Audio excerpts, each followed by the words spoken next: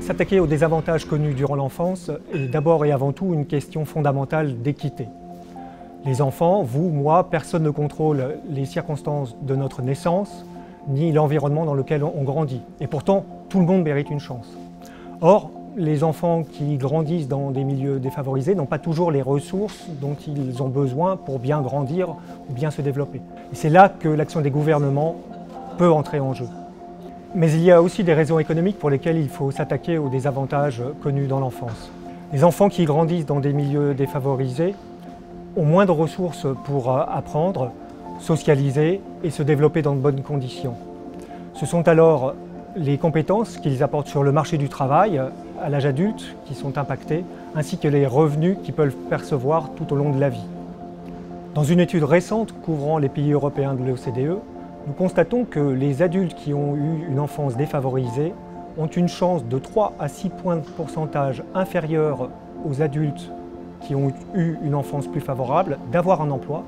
Et lorsqu'ils ont un emploi, ils gagnent en moyenne 20% de revenus en moins. Pratiquement tous les domaines de la vie des enfants sont affectés par les désavantages socio-économiques vécus dans l'enfance. Par exemple, la pauvreté monétaire affecte bien entendu les biens et services matériels dont les enfants ont besoin pour se développer, mais cela affecte aussi leur santé, les ressources qu'ils ont pour jouer ou pour socialiser avec les autres enfants.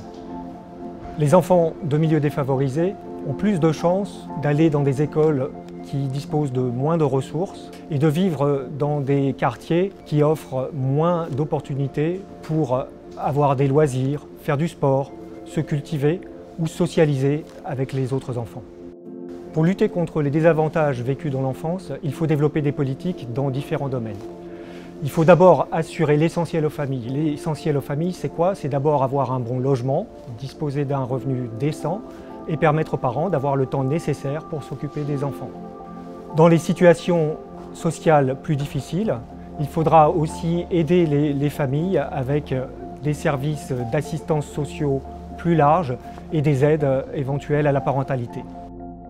L'investissement en matière d'éducation et de scolarité est aussi essentiel, y compris l'investissement qui peut être réalisé pour l'accueil de la petite enfance.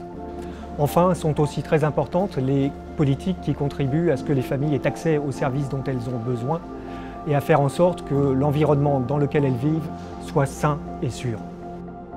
Bien entendu, les politiques axées sur la petite enfance ne sont qu'un élément parmi un vaste ensemble de politiques à mettre en œuvre pour assurer une mobilité sociale et l'égalité des chances. Le nouvel observatoire sur la mobilité sociale et l'égalité des chances de l'OCDE vise à adopter une vision plus large et à réfléchir sur la façon dont les différentes politiques doivent être combinées pour assurer une vie meilleure pour tous.